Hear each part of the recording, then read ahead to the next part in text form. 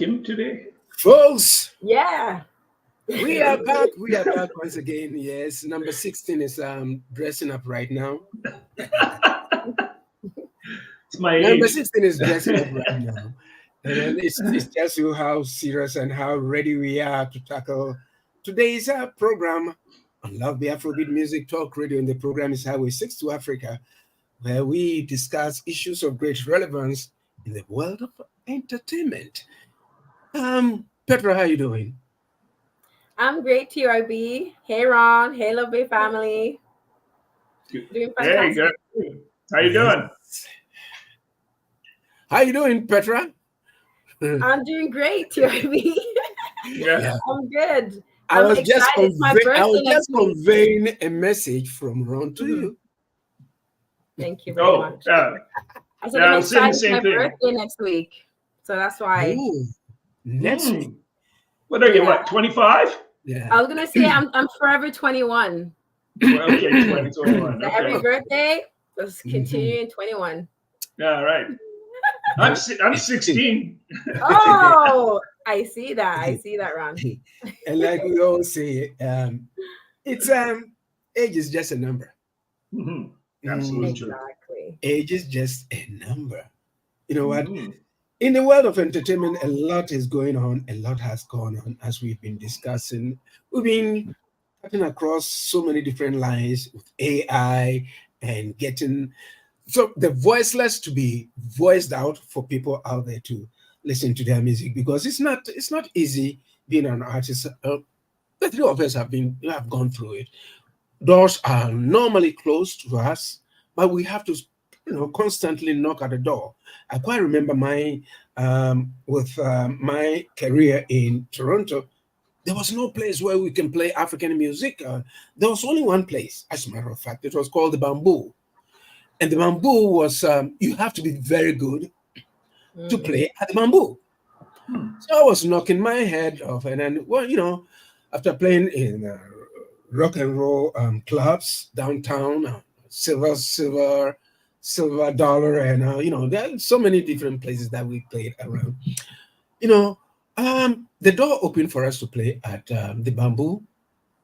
And that was the rest of the history. And somebody had to give us the chance to do what we do. So you know what? When it comes to the development and how our industry has, progressed, there are so many technological advances that has come to play, and we've been discussing AI. And Ron, you said you had something to share with us. Please. Yeah, it was a world-class producer who was talking about AI. And he really made a good point. And he said, during the early 90s or so, we started seeing these DAWs that were coming up, digital audio workstations on computers, and people were saying, no way, they're never going to be around. They're terrible. Pro Tools came out, people going, oh, no way. And now every professional studio in the world has Pro Tools.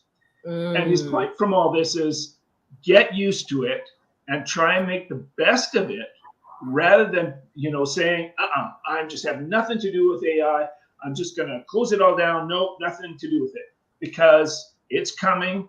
You better get ready for it, because otherwise you're going to be like so many people that were just left behind and just doing different stuff rather than going with DAWs, because everybody records with DAWs now today. That's just the way it is. Or in their studio, but still, what are they using in studios? They're using like Pro Tools on a Mac or something like that. So I think his point was well taken. I thought, you're right. Either get a grip on it and deal with it and make the most of it, or, you're just going to get locked up way in the background and just, just be like all the people before and saying, no, that's not, this is terrible. So I think his idea was good. Go with the changes, go with the flow. Otherwise, it's going to leave you in the dust. Yeah, before I turn it over to Petra, like I said before, I think back in the day when cars were being manufactured, or the idea of producing or manufacturing cars, Yeah, there was the horses and the buggies, And people say, oh my God, but this is going to kill them. There were so many things. And then today, the horse-drawn buggies are for tourists. Yes, we have so there's that progression, but there's always that resistance, and no matter how we do it, there would be a semblance of resistance there, because AI can never replace what a human being can, because we have souls. It doesn't. Petra. Exactly. You just took the thought right out of my mouth, TYB, and also I agree with you as well, Ron. You know what I'm saying? I do agree that no matter what, AI is here. It's not that it's coming, it's here right now. Like, I literally saw a video, I think it was in Asia, of an event they had, and they had AI robotic women that had shapes like looked like very shapy like women, to obviously get people interest to be piqued by them. You know what I mean? And I think it just boiled down to the fact that AI is here. We have to find a way to to work with it in a sense. However, like TRB said, it can never replace us, never, because we have souls. They will never be a soulful being, even if, like what Elon Musk is doing, downloading consciousness into these AI machines, they will never be us. You know what I mean? So that is something that we can hold on to. And I think that is still something that makes us unique and still needs to be celebrated. That's what makes us human. That's what makes us special. So keeping that element within the music is definitely going to amplify. And I think at the same time, I think it's going to create certain niches, because I even find myself gravitating more towards sounds nowadays that are more natural sounding. I brought up before, my biggest obsession now is with the handpan. I love the handpan. The sound of it is so beautiful. And it's strictly from an instrument. So with the emergence of AI and all of these electronic sounds, I'm gravitating more towards a natural sound. So I think as this increases, there's going to be a bit of a division where those that just want to run towards that natural sound, live instruments, live bands, and those that kind of want to continue to progress further in the electronic part of the music, and I think there's nothing wrong with that. You know what I mean? Yeah. So And Ron? Yeah, I'd say St. Petra, ditto to all of what you said. You will never replace a human. There's just no way that machines, I don't think, will be doing the kind of, for instance, right now, like you are doing. You're listening to that, and I was listening to a woman doing it the other day, and I was just like, oh, that was so beautiful. I've been finding myself getting back more into the 70s and 80s, playing stuff like that, because to me, it's less digital sounding. It has feel to it. It's got groove. I was watching Stuart Copeland yesterday showing how he plays Roxanne on the drums, and my jaw was going like, man, oh man, that took a human to do that. Exactly. And there's no way a machine could be just doing that with so much feel and so much precision. Otherwise, it just wouldn't be human. It wouldn't feel right. I've seen Stuart a number of times in concert, and he is just unbelievable to watch. And nothing else, the visual part of it, I love seeing, as we've talked many times, I love seeing the real people. I can't stand watching a digital machine play music for people. I mean, that's just boring. I see, okay, someone's up there with a computer. I'd rather see real people, and because they're so much more fun. They interact with us. They're able to just do stuff right off the bat on stage. If somebody makes a comment, they can interject with that comment right there without having to throw it through a computer to say, how do I react to this kind of stuff? Yeah. So I think everything you said, Petra, I agree with. Yes. The whole concept, the whole world has changed, and now we've got to, if the world is changing, we've got to change it. But the resistance still will be there. And you know what? I don't know whether we've been discussing this at length with respect to DJs and music and all those kind of stuff. It all plays into this. Yeah. And how does the future hold? And we always also forget about the fact that there are a lot of people who are also working in the industry who depend on that. Yep. And this is going to be very catastrophic There are a lot of people because, like, if you listen to philharmonic orchestras and all those kind of stuff, now they are not there anymore. Just go on your and then just strings, and they sound same thing. Right now, you don't even know the difference between what they used to call chamber music and all that. When somebody's doing, you don't even know whether it's one person doing all that kind of a music. So you know what, the whole world is changing, and now we've got to change too. And folks, we are in conversation now among ourselves. So we are talking about trends in the world of music or entertainment with AI and this stuff. Ladies and gentlemen, boys and girls, here we are with our special guest. Hi everyone, how are you? Hi, Mish. How are you?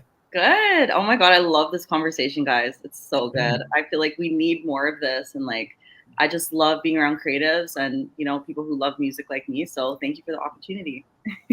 Awesome. You know what? This is what we do best. Every Saturday we come here and sit back and then chit chat with artists, because the three of us, we are artists too. So we know the world of entertainment. So we bring artists, managers, publishers, what have you, so that we will have the conversation, so that people who are trying to get into the industry, where hitherto they might have thought that it's so easy, because if you pick up your mic and you just go now, blah, blah, blah, and then the whole world follows you. No, it's not like that. Our industry, the entertainment industry, is a jungle out there. So you've got to be able to know where you are at a certain point in time, or you get eaten up. Yeah.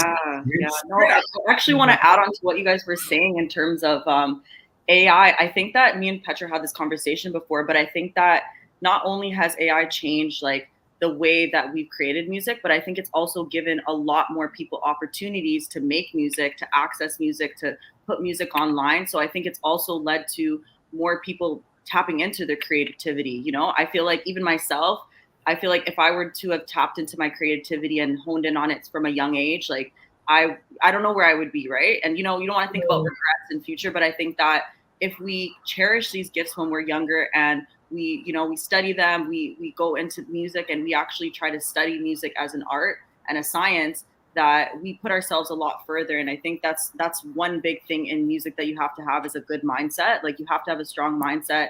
You can't be easily influenced. You have to stay true to that inner voice inside of you, or you might just be making music that you think people want to hear. And I think that's kind of where we are in music. It's not really about like, oh, this is how I feel. It's more like, this is what I think people want to hear. But on the other side, I think that we're almost hitting like another like art renaissance. I think that like people are looking at these gifts.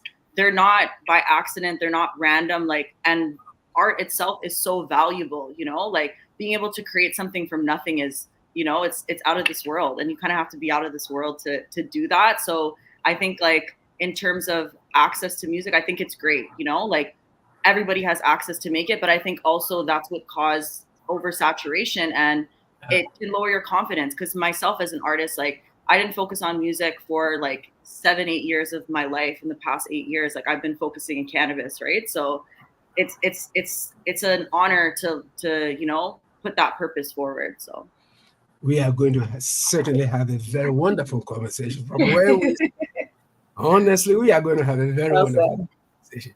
And normally, when we start our first question, Petra is giving the honors. So Petra, the way is your front. Go ahead, please. Thank you, TYB.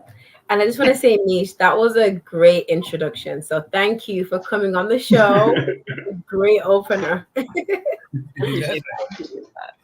Most definitely. So I like to ask my signature question, and because I think it gives all of the artists the opportunity just to literally just share who they are. So is it possible, Mish, just to share with all of our listeners worldwide right now, who is Mish? Ooh, I love that one. Yeah, so I would definitely say like I'm just an overall creative. I love art in general. I love music. I love to draw. I love to paint. And I think that a lot of us have dreams that we're supposed to be going into, but it's hard when you're trying to be a jack of all trades. You know what I mean? I think that was my biggest issue was like, well, I like a little of this, I like a little of that.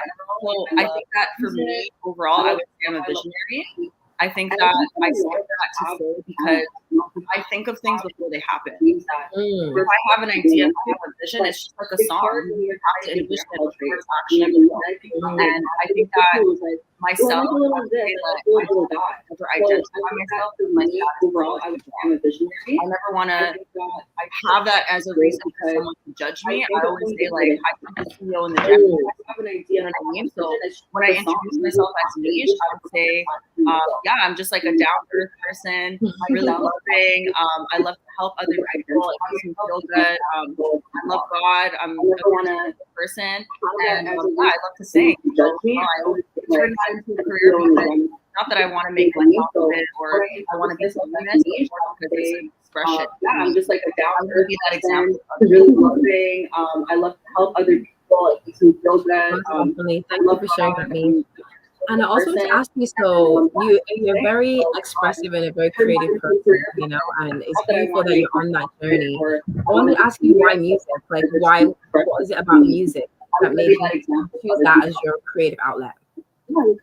Yeah, I would say that I've always been naturally my music ever since I was a child. Again, too, like my mom is Ethiopian, born and raised. My dad is from El Salvador, and I think both these cultures are like very, very like have deep history, you know, in the Americas and the motherland, right? So I take pride in that. I love those cultures, and I think a lot of my musical inspiration comes from that.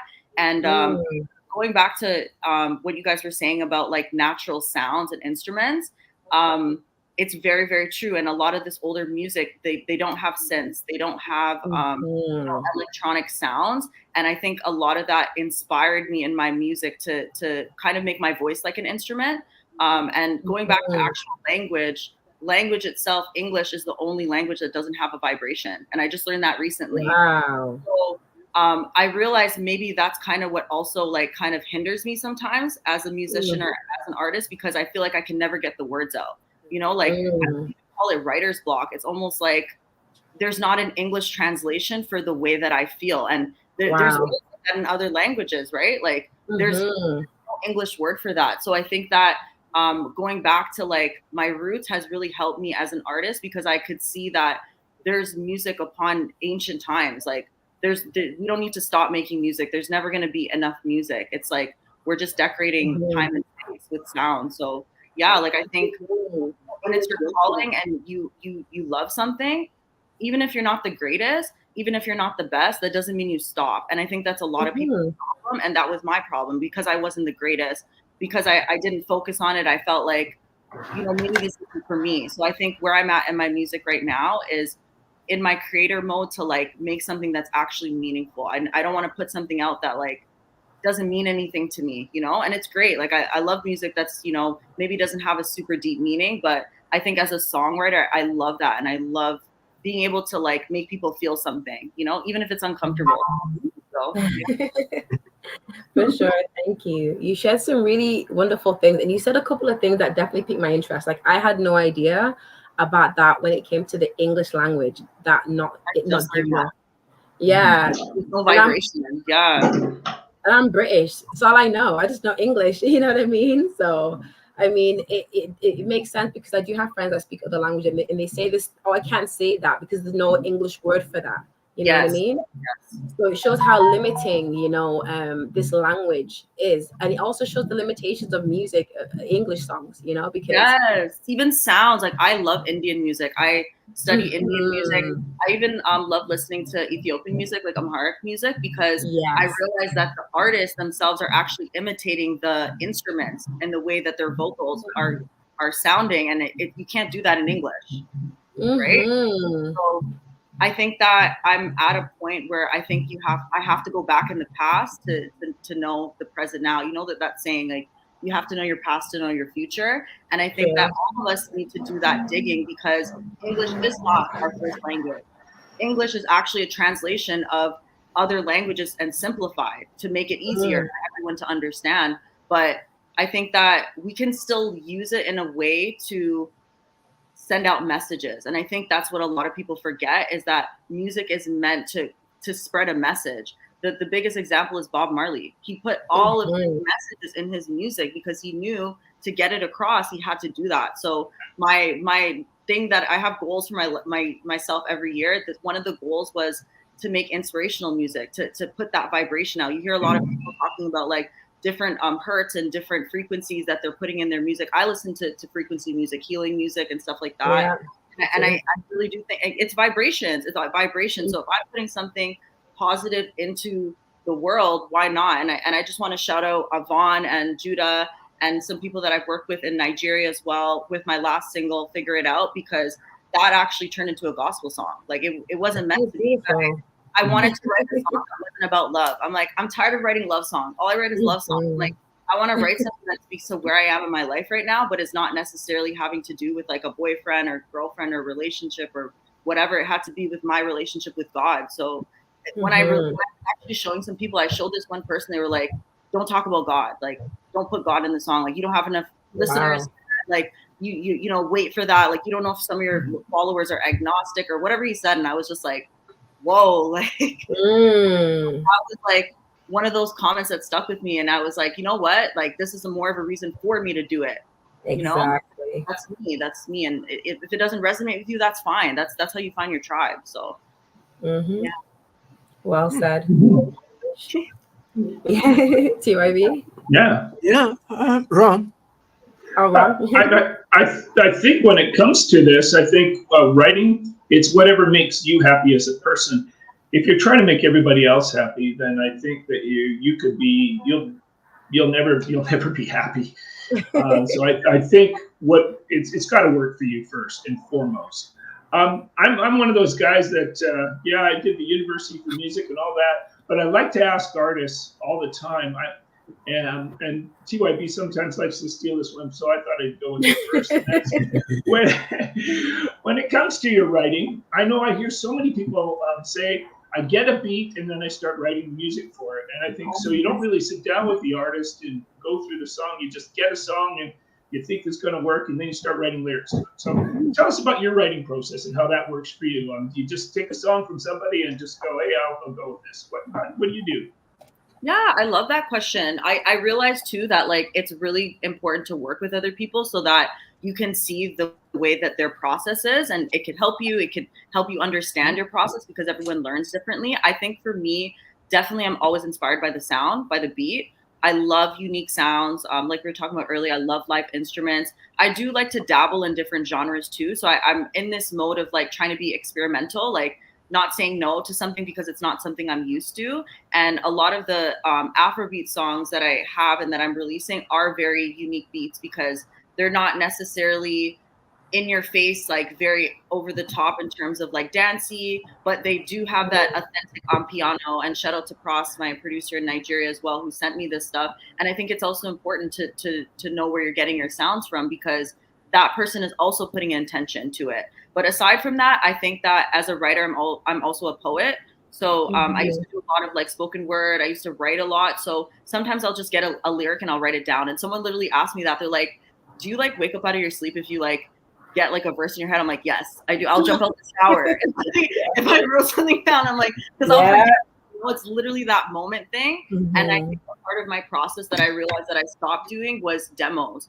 Like, just record at home, man. Like, just do it by yourself so that you're comfortable. Like, the sounds that I get at home, I'm sounding like Mariah Carey. And then when I get to the studio, I'm like, I'm frozen. My voice is like shaky, you know? So like, I just literally have GarageBand and I literally, I literally have headphones from Dollarama and I literally record on my computer.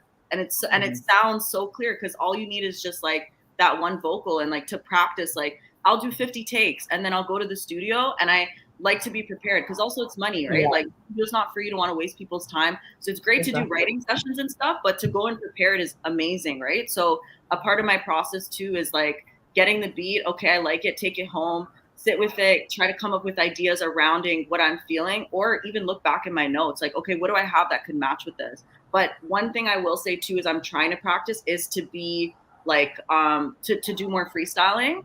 I think that's one thing I lacked in. I'm like terrible with ad libs. Like I feel like I always like get it wrong. I'm like, oh, it doesn't sound good. I don't want to make it sound messy. And I think that it is important to kind of just feel the music. And a lot of my Afrobeat artist friends have taught me that. Like they literally go in, they don't have anything written down. They go in, they do it, and it sounds like they sound amazing off the first take, you know. And I think it comes back to that natural ability to just feel the beat and move. So I do want to practice that as well. But I think the style of music that we're all used to is very structured, right? It's like chorus, verse, bridge, verse, whatever it is, right?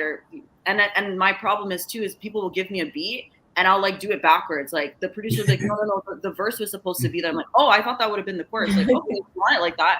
So it's like there's no right or wrong answer. It's subjective. So I think the last thing I'll say is I noticed recently when I was recording with another artist that we both write differently in the sense that I write very small. Like I'll write 2 words, like 2 bars, 2 bars, 2 bars, 2 bars. And he writes really, really long. Like he has to shorten it. And the song that he wrote, he needed help with, needed to be shortened. So it was very easy for me to come up with something, but it was hard for him to take it away. And I realized that it's hard for me to like get my emotions out. I'm very like blunt, like I can say 2 words. So it was cool to see that like we could work together in that sense of like I'm teaching him how to like cut out the bullshit and he's teaching me how to like add depth, you know. So you don't know these things till you work with people too, right? So yeah, I think like writing sessions, collaborating, and just being open, like never say no, like just try it out. And like that was my issue too. Like I would just shut down. I'd be like, you know what, I'm shit. Like fuck it, let's like this. Oh, excuse me. Let's just like end the session. You know, you get upset and you're like.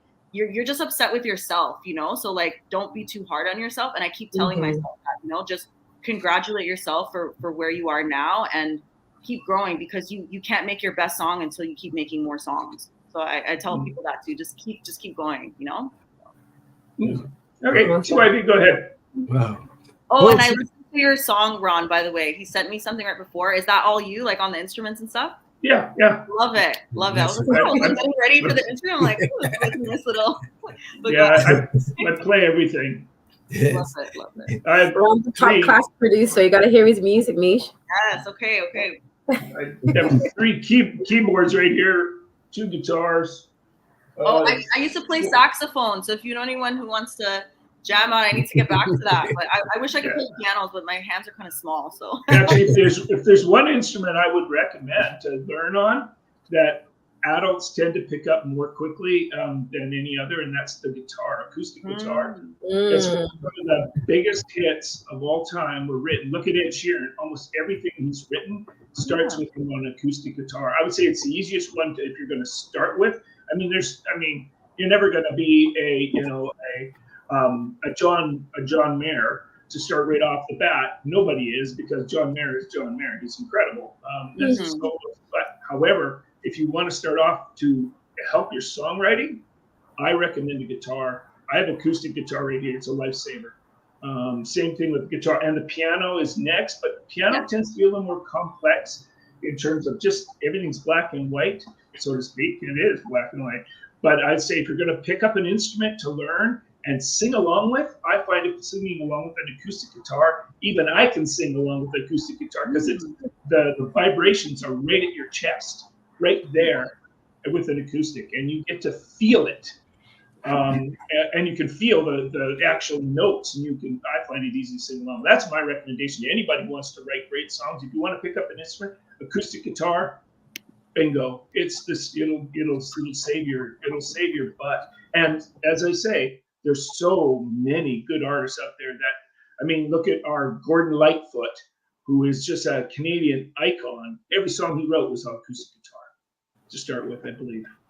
So that's just my thought. Go ahead, TYB. Yeah, folks, we're in conversation with the amazing Mish, and we've just gotten started, and this is my chance to ask her how she got started. How did you get started? How did you get started?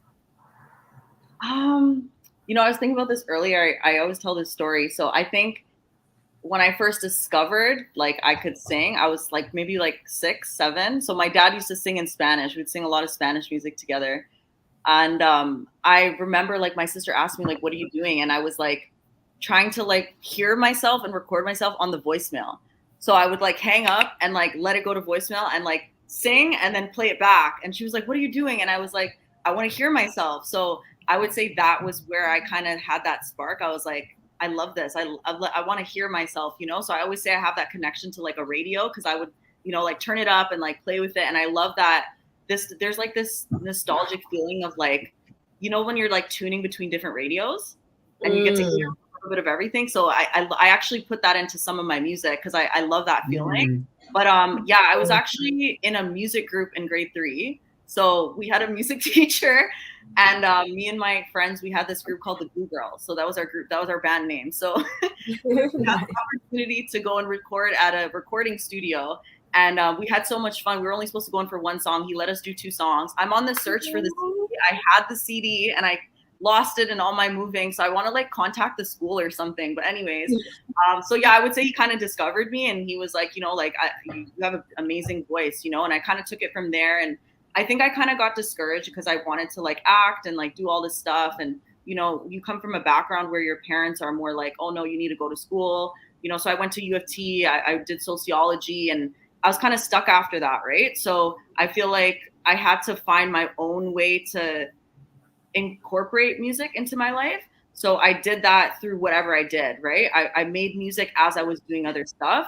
And I think it's also like a double-edged sword, because they say like, if you want to do music, like you need to be doing it every day, you know, like you can't be just part-time on your own, you know what I mean? But I think that what I did now is create a space where I can do it full time, you know what I mean? And I think that people think it's right away, right? Like you're just going to get into, like you guys were saying earlier, fast cash or I'm famous, you know? But I think more of like embedding and creating a community. And that's how me and even Petra and how I'm connecting to you guys, is because I embedded music into what I'm doing. So I do work in cannabis as well. And I started doing cannabis music events. So we've had comedians, we've had like music showcases, and it was cannabis friendly, because I think that, again, cannabis is a part of our lives. Whether you smoke it or not, you don't have to smoke to go, right? Like, yeah, exactly. And what it did is it brought a community together. So a lot of people know me in the cannabis community now, and they're like, "Oh my God, you also sing?" Because I don't really promote it. So I would say that's one part of myself right now that I don't do, is I do need to promote myself as an artist more. But I also say like I'm a creative, you know? So exactly. like I think again, I started professionally recording in 2020. So I wrote the song that I first published maybe like 2 years before that. And basically how I reinvented it was the GarageBand thing. I opened my computer, I had the beat, I recorded it. I had a chorus that I ended up turning into an interlude for it, and made a new chorus, because I found that it doesn't have to stick the first time that you do stuff. And I went in and I recorded and I released it. And I've been slow about one track per year until last year. I dropped my Afrobeats EP. So I was reached out to by an A&R in Africa. Her name is Precious, and she's from Lagos, and she's an artist for she's an A&R for an artist, Ruzy Trills. Shout out Ruzy Trills, amazing artist. And they inspired me to get into Afrobeats, because I didn't know that I could do Afrobeats. Like it never clicked to me that it was my music, but it is, right? Like, you know, I'm African too, you know, and it's to say even a lot of East African people, we're starting to see more of the culture. And I also want to be a part of that. But what they did teach me is like, just be yourself, you know? And she was like, she saw the vision. She said, "I can hear your voice on this, you know?" So we actually recorded a whole EP while he's in Nigeria. We had never met in person, all communication through WhatsApp. He recorded, mixed his vocals there, sent it to here. So it's mixed and mastered, and I recorded my part here, and we have a full 3-song EP. And it's amazing to see, because it goes back to technology. We would have never been able to do that. And now I have my own Afrobeat stuff coming on. I'm working with another Nigerian Afrobeat artist, Endless OG. I actually sent you guys the unreleased track. And I'm working with another Afrobeat artist who's based in Toronto. So, you know, I always say, like, never think your reach is so small. Like, you have to think big. So now, like with you guys, I'm so grateful for this opportunity to, like, you know, get my music out. And it's so funny because I played one of my Afrobeat songs last night, And the person's like, oh my God, I love this song. And I was like, really? I was like, oh, it's me. And they're like, what? They're like, that's you? Like, you're Mish? I'm like, yeah, like we're literally just doing a little house party. And I'm like, yeah, it's me. And like, I'm singing it word for word, like trying to convince people. Like, at the end, like, oh, it is you. I'm like, what? Like, I'm so happy. But like, yeah, you know, like it's like a surreal feeling when like people feel your music. And I love getting those messages like, yo, like I listened to your song on my drive home and like, I'm in my feelings. I'm like, yes. Yeah, that was going to be my next question, but you've already answered it. But then the fact of the matter is you've been able to do it, and despite the pushback from the parents. So how are they looking at it now? Now that you are in the business, because I went through the same thing. No, you don't go to school. African, you know, goes to school. You got to go to school. You have to go to school because every African parent wanted their children to be doctors and make engineers and lawyers and stuff like that. But the field has changed, and you know, everybody is accepting it. But now that you've gone over that threshold from the pushback from the parents, how do they see you now? Now that you know you've gotten into it, and then once a musician, you continue as a musician. We don't retire. That's one thing with us. So how are they looking at you right now? Yeah, honestly, it's a great question. I think that like I'm still in that transition point, you know, like I feel like as a young adult and anybody with parents, it's always that parent to child relationship, not adult to adult. So I think one way that I've kind of, I guess, help transition into them seeing this as a real career is inviting them when I have performances, showing them my music, not being afraid. Like I think a lot of artists are very shy to like share stuff with their family, and that was me. Like I was always like, oh, I'm just going out tonight. Meanwhile, I have like a whole performance because I'm like, I don't want my family there, you know, like, I think that definitely I'm still working on it. I'll be transparent. Like my dad hates weed. We're working on it. Like he's back and forth with it. And I think, you know, I think he's very old school. Like I think he's from El Salvador. Again, he's very traditional, you know, hardworking, go to work, come home, like send money back home, like very like grateful for the opportunity. Like he came here with nothing on his back, like literally a t-shirt. Like they're fleeing civil war. Like both my parents, which I find such an interesting story that I want to touch on, of them both leaving civil wars in their own country. But yeah, I think that you just have to respect them as humans. Like, you know what I mean? Don't be so hard on them. Like, I think I've spent so much time, wasted so much time trying to like hit a brick wall with like how I thought. And I had to realize that like, you can't expect people from a different generation to understand where you are because they're from a different time. But what you guys can do is come to, you know, a compromise, you know, that's what we all have to do with everyone in our life, with our chosen family. You know, I always say like in any other world, your family, you would never talk to them. You would never chill with them. You know what I mean? But they're your chosen family for a reason. You pretty much you have nothing in common other than that you're related. So I'm very different than my siblings, you know, like I'm pretty much the only one who's like more spiritual, like singing. I remember like when I first released my song, my sister was hurt. Like she literally came to my older sister. She's like, you didn't even tell me you made music. Like she was, and I was so surprised that she was hurt because I was like, why would this hurt you? But I look back and I'm like, you know, if other people are like coming up to you about your close one and be like, oh my God, look what this amazing thing so-and-so did. And you know, like you feel left out, you know? So I think like, again, like letting yourself be vulnerable. That's what I'm kind of working on. And then, yeah, just not taking it to heart. Like, you know, they just want the best for you. I always say it's just tough love. It's just tough love. And like sometimes people who want the best for you don't always know how to express it. And it's not an excuse, you know, like I still try to hold, you know, my parents accountable when like when we're arguing and like I find that it's like kind of toxic or, you know, they're not listening, they're kind of shutting me out. But I think also like just being okay, just being at peace, because not everyone's going to agree with who you are. And that's something you have to get used to. And like you said, in the music industry, it's so hard. Like I even have doubts, like, am I African enough? Am I Black enough? Am I cultured enough? I don't speak Amharic. I'm learning, like, I don't speak any Nigerian language, which is kind of booming. You know what I mean? So it's like, you just have to accept yourself for where you are, you know? So. If they understand you right now, because I mean the train has left the station, it's not going to go back. If they've come to understand you, I think that's great, because that would be my next question, because I have a very big question for you when it comes to females in Afrobeat music in Canada. But then before I do that, I'll pass the torch to Petra to continue with the conversation. I'll steal it from you, okay? Because I have a feeling I know what it is. Ooh, you guys are moving telepathically. How come I'm not connected?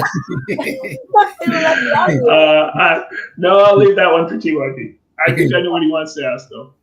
Oh, okay then. Okay, go ahead, Petra. Well, me, someone asked my question. We're connected. Don't worry, we're connected. Exactly. We music y'all could be connected. But I'm not gonna ask too many. I have lots of questions, but I know TYB and Ron have bubbling questions as well. But I wanted to ask you, like, just share with us, who are some of your influences? Who are some of your musical influences? Oh, I love that. Okay. So other than the cultural side, I would say 90s, 80s R&B, like top hits, like that's really where I got a lot of my inspiration from, especially my sister's about 7 years older than me. So I would listen to a lot of her music. I remember like being on LimeWire and like BearShare and like getting viruses on her computer, just trying to like listen to stuff and like burning CDs. Yeah, definitely I would say like Aaliyah is one of my number one inspirations. I love her music so much. I think we kind of have the same kind of just kind of vibrato in the way that my voice is, and I've heard that a lot. So I would say definitely her, and like Selena as well. I love Spanish. I love her story, and it's funny. I actually had like this whole revelation this year why I stopped listening to her music, because I was heartbroken by that movie when I was a kid, and like listening to her song, I started crying. I was like, this is the saddest story I've ever heard in my life. You know what I mean? And like, it speaks to like her music and just hearing a lot of like the background of like her putting out English music and how like they didn't want her to, and it really stuck with me. But again, too, I love Spanish music. That's something I also want to get into, is like reggaeton music. I have one Spanish song that I had on the it speaks to like her music and just hearing a lot of. And I think other than older style of music, 90s, R&B, 80s, I would say definitely newer R&B has inspired me to put that into the Afrobeats music. Nice. So SZA, Janae Aiko, even like Mariah Carey, Alicia Keys, like all of these people who are like soulful singers. And my number one like Afrobeat artist, I love them so much. I've heard two people kind of say, "Oh, your music reminds me of her." I'm like, yes, I love that, because I always say I'm like channeling my Thames when I'm like doing my Afrobeat music. But yeah, definitely. Like, I have so much different like cultural stuff. I grew up on the radio, and I think like I would drive around with my dad in his truck, and he'd always be on like country, like CHFI. So even country music, you know what I mean? So I think definitely have a lot of inspiration. So I think it's a mix of that like old school R&B with the new generation of like R&B, alternate R&B. I like a lot of like funk and like pop and stuff like that. And then Afrobeats, of course, like all the stuff coming out now. And then that cultural side, like coming from that African background and the Spanish background, has really kind of, made me. Yeah, and we love it. It sounds all so eclectic, and it all eclectically beautifully makes you as the artist, you know, and comes out through your music. And your music is phenomenal. I love your music. I appreciate that. I really do. And then I said one question, but there's one more question I was going to sneak in. And can you just share a little bit about your acting? You know, like tell us about your acting career. Would love to hear about that.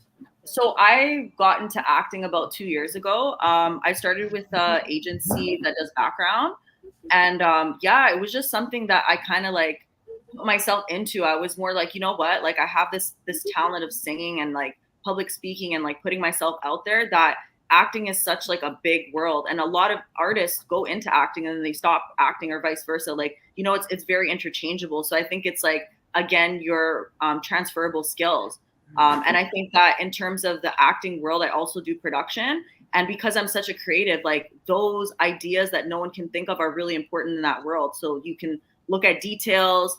You can have those like very, very unique moments. So once I started the background acting, I just I guess I don't know if it's luck. I wouldn't call it luck. I would call it fate. But, you know, I did like Winners, Tim Hortons, RBC, TD, ESPN, Rogers, and NHL, like a bunch of different but background, but you meet so many people. And then I had the opportunity of actually being in a film that was in TIFF this year. It's called Shook. So I was in a bar scene, and it's about a person in Toronto kind of like navigating their life with their friends. And there's another movie, Box Cutter, that I also have a scene in. So just honestly taking the chance, like you can even go on Facebook and look up casting calls. Like they really do want regular people. And it's so funny because sometimes I'll go and they're like, oh, are you like the main actor? Like, are you whatever? I'm like, no, I'm just background. They're like, oh, let's see. You know what I mean? But I feel like I've always kind of tried to do that where like just put my foot in the door. Like you can't expect to be the CEO. Like I couldn't expect to go and be in a blockbuster movie. So I was like, let me just get my foot in the door. And here I am now with all these opportunities to not only be in commercials, be on film, be in TV, but help create these things. So that's kind of what I've been dabbling into now, is working with HWY, the non-for-profit Humanity Over Vanity, where we want to get into film, and working with Denisha, who's also a filmmaker. We can kind of tell the stories of Toronto, tell the stories of who's here now. And I've always loved that idea of documenting people's stories. So yeah, I think that it's a mix of that, between wanting to put myself out there and, you know, obviously make a career for myself, but then also changing the narrative, putting my face forward so that there's people like us on screen that others can see. So yeah, thank you for sharing that.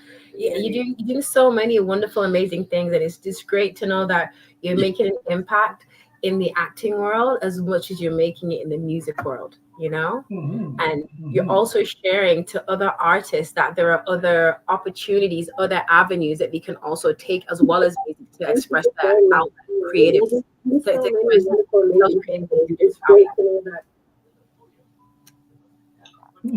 Yeah. So, Ram, yeah, when it comes to music, I'm one of those who looks at things very, very technically sometimes, but sometimes I'll just put the songs on for my wife, and she'll see either say, shut that off, or, you know, let's hear more. I'd like to hear more of that. She's usually very positive. However, what I'd like to ask artists all the time is, I like to ask them, what separates you from every other Afrobeat, say, artist we hear, where I'm always hearing this. I'm hearing this tick, tick, tick, tick beat. I hear that. When I heard that, the song I sent you, I refused. I said to myself, I like the beat, but now I'm going to put this into a real snare sound. Where I got that from, and I stole the idea. Good artists borrow, great ones steal, as Picasso said, and was from Stuart Copeland. I watched him play just so much one day. He was hearing rim shots, and then he would change right over to hitting the snare. He was putting toms in, which I am not hearing a lot of in Afrobeat. I'm just hearing that tick, tick, tick, tick, tick, tick, tick, tick, sort of a little gross exaggeration there. So what separates you from anywhere else where they'll kind of go, that's niche? Yeah, you're so right. I think I try to stay away from that traditional Afrobeat sound purposely. I also think it's a little bit harder to sing on for me. So also, I just kind of go with inspiration. So if I like a sound, I like a beat, that's more of what I go off of. I would say what separates me from other Afrobeat artists is my originality of being from Toronto. Like, we don't have that many Afrobeat artists. I had the opportunity of being a part of African Music Week as well, where I got to meet a couple other Afrobeat artists, and there was only like me and 3 other girls, maybe in the whole 20 artist lineup. So that should speak to it as well. But yeah, I think in terms of my sound, I think also what I'm talking about, so my topics, I think maybe the way that I approach Afrobeats, you know, because I think that every time you hear a song, if we were to all hear the same beat right now, we all came up with it. That's actually a cool game show. I just thought about that. If we were all to hear the same beat, everybody come up with their own thing, and we all hear it for each other. We all come up with something different. You know what I mean? So I think that every artist has to look at it like that. Like, no one can, you know, what's the saying? Like, someone can steal your recipe, but they can't steal the sauce. You know what I mean? So I think that momentum, like, you know what I mean? Someone could try to do what I do. And it goes back to film, because it's just like, even a script, someone could take your script and make your movie. Is it the same? Right. So yeah, I think you really have to have that confidence that like what you're putting out is unique. And I think that the music that I have coming out now has actually shown my growth and my confidence, because you can hear it in the song, you can hear it in the music, you know, when you're not confident about what you're doing. And also I think like it goes back to skill. Like I would love to study more music theory. It's all science, it's all math. I actually really love math. And I think that it's all connected. So, you know, you're studying your roots, studying your culture, getting into that, playing instruments. Like the only thing I know how to play on the guitar is Happy Birthday, but you know, I did try and take that effort of trying to like do more. So I think that's also what sets me apart, is that I do want to be different, and I'm taking those steps to be different and to experiment and not be afraid of if it sounds good or bad. And that goes back to demos. Only you have to hear it, you know? So, and that's one thing that's my problem too, is I hate when I hear my voice and it sounds terrible. I'm like, just turn it off. Like, but you need to hear what it sounds like bad so you can know what's good. So, you know, that ear for music is real. Like, you know? Yeah. Yeah, I was playing a song today and I heard the artist. I obviously knew what was going on. I had a good producer at least, or somebody who was telling them about the theory, because I could hear what are called chord substitutions. I could hear that the artist was playing A and then D, and they said, we want to go somewhere else. And somebody thought to themselves, you know what? Let's put an F sharp minor in here instead of an A. It's only one note difference, and it changes the whole direction of the song. And I thought, kudos to you. It was a Canadian artist, and I thought, right on. So when I heard that, I thought, somebody is thinking there and knows their theory, because they changed that around. And I just thought you went F sharp, E, D. You just made a really nice progression. You're sticking an A in there. You're really making some nice things. So it's like those. And when I guess when I hear Sade, I know it's Sade. It's just, she has a sound that is so Sade. I mean, it's just, you know, it's her. When you hear great artists like Alicia Keys, I know it's her. So I guess I'm wondering how you stick out. You're answering those questions. So it's just one of those things that I like to ask artists, what makes them, or what separates them from everybody else? Because I hear so many people that just sound the same as the next person. And I think that's the whole focus of our whole lives, is to try and, of course, move from there. That's not advice at all whatsoever. That's just my thought on things. TYB, ask a great question, because I want to hear this. Me too. Yeah, I think I know what it's about. And if it is, I'm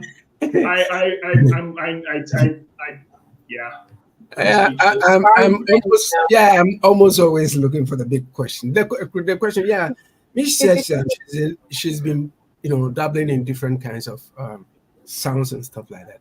And my question, have you ever thought about your background? You've spoken about your Salvadorian background, Ethiopian background, right? And now, to link it up, you're doing Afrobeat music. Have you thought about fusing Salvadorian music? I don't know what it's called, and Amhara music and Afrobeats, coming up with your own sound, because you're doubling that. Because in this day and age, it's not difficult to do that. So have you thought about doing that? That's the first question. The second question will be, we've seen in Canada that Afrobeats is not that big in this country, more so female Afrobeat artists. Why is that? Why is it that female artists are not going out there? I mean, what is the hindrance?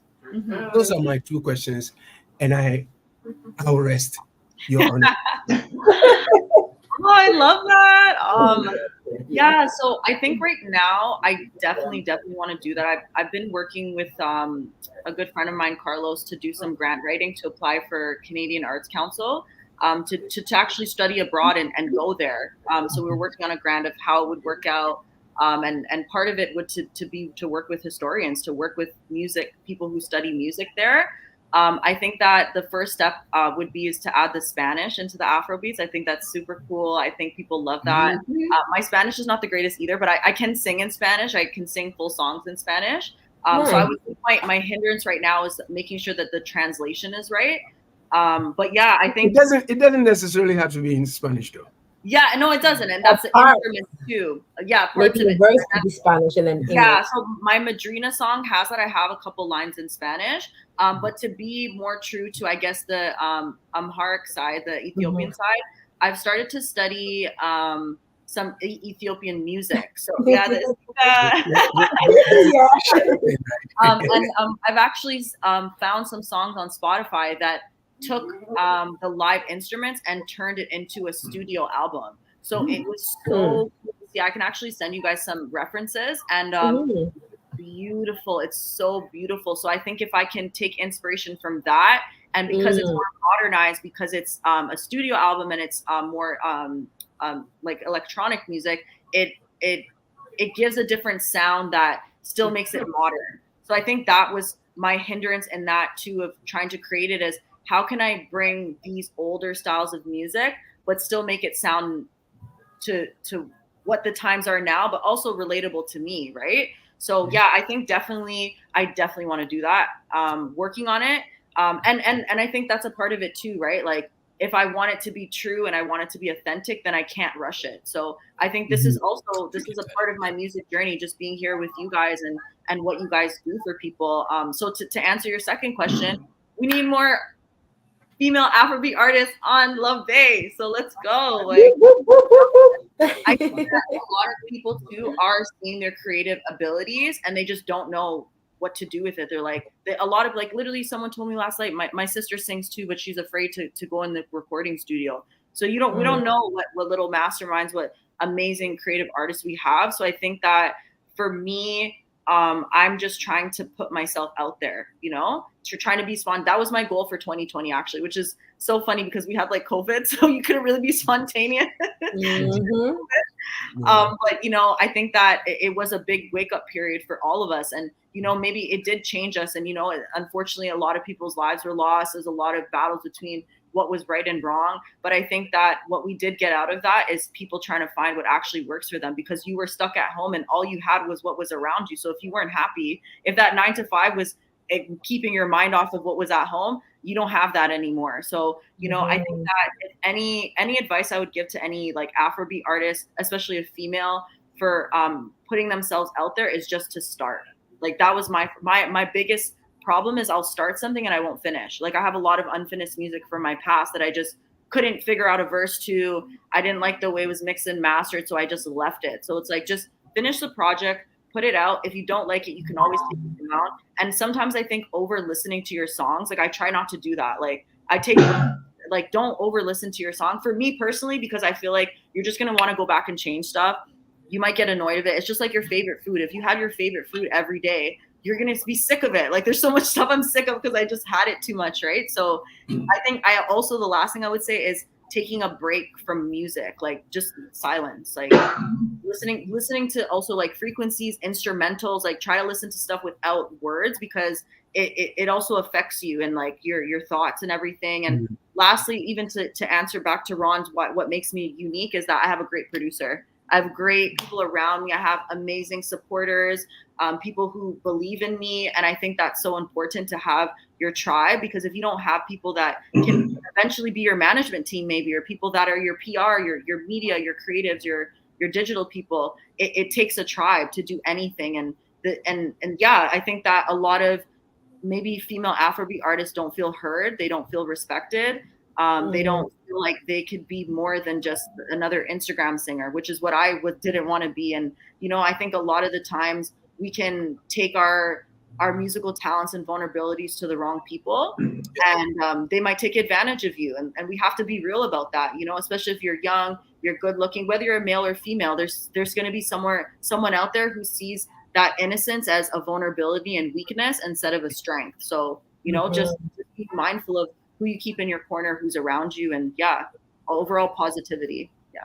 A great answer. I like that. And Petra would like to wrap it up and go on, and then we call it quits. But the conversation is great. We love what you bring to the table this afternoon, this morning, this evening, wherever you may be around the globe. This Love Bay Afrobeat Music Talk Radio.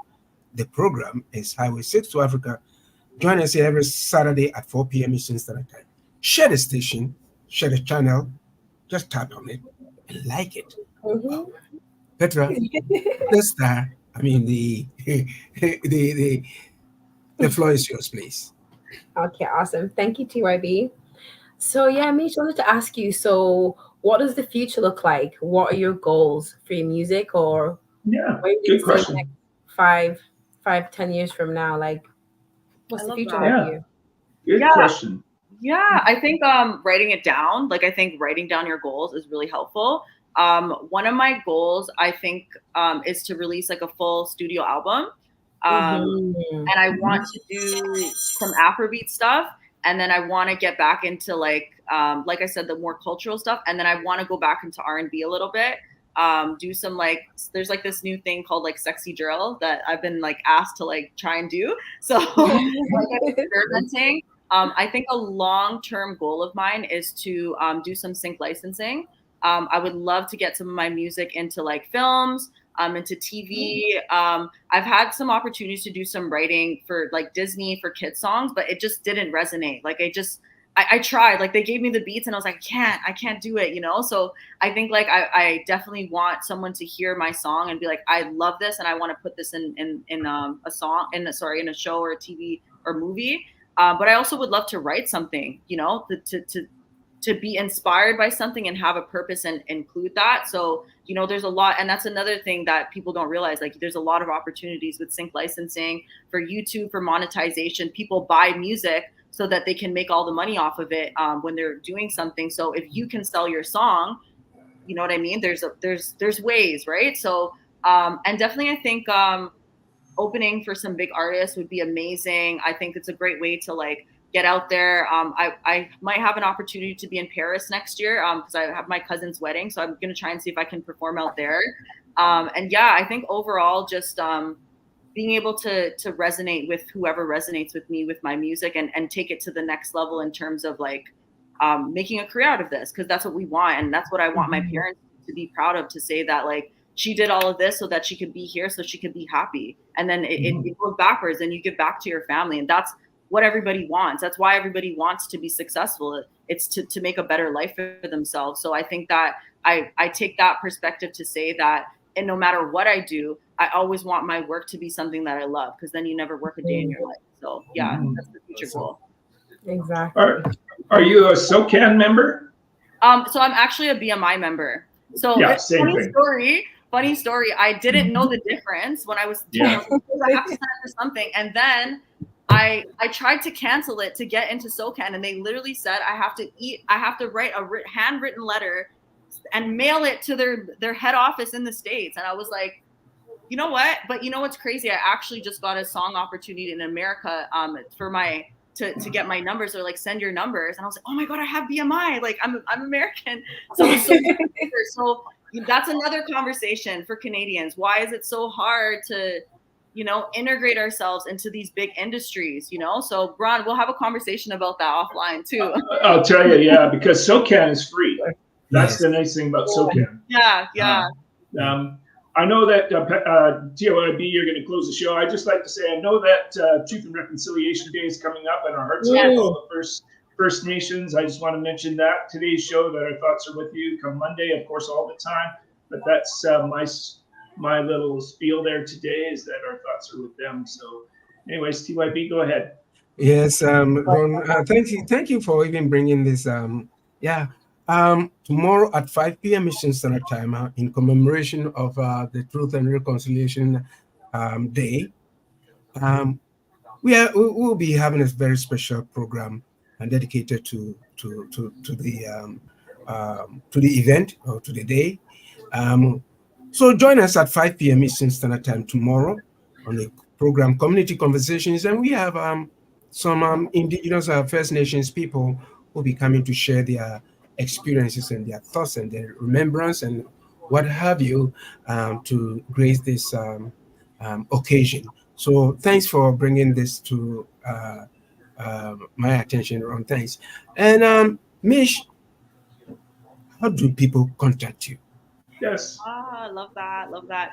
So yeah, Instagram, you can find me at MEESCH__Mish. That's where I post everything. You can also find me on Spotify or Apple Music. I'm on all streaming platforms as MEE $CH. So the S is the $. I know, very creative, but yes. Contact me. I love working with new people. I hope you guys resonate with the music, and yeah, like expect new stuff on the way. So awesome. Okay, we thank you for gracing this occasion. You see, this is what we do best. It's like you're saying, we've been very successful. I would say that we have I can count about 2 or 3 artists who were hitherto not known, so to speak, out there. And then we granted them, as we always do, the opportunity to share their thoughts and their experiences with us. And trust me, they are doing great things. They've the last one actually opened for Beyonce in South Africa, and we are so happy to have been part of it. And that was her. I mean, her being with us was her first time on radio. I remember. Yes. This is my first time, so that's right. We'll see you now, girl. Yeah. We have other artists who have been through that, and we wish you all the best. This is your radio station. Come back again, and then you know what? Anytime you release it, just send it. You send it, and we play it, and then we give you the opportunity to come and share with the world out there that there's an artist there. She's called Mish, and her music is good. Folks, thank you for your time. And you know what? We'll meet again in 7 days. Take care of yourselves and each other. And may God bless you. And you know what? I was actually looking for my mouse. That's why I was going through that thing there. But all the same, thank you once again. And you know what? We'll meet again. Bye-bye. Bye-bye.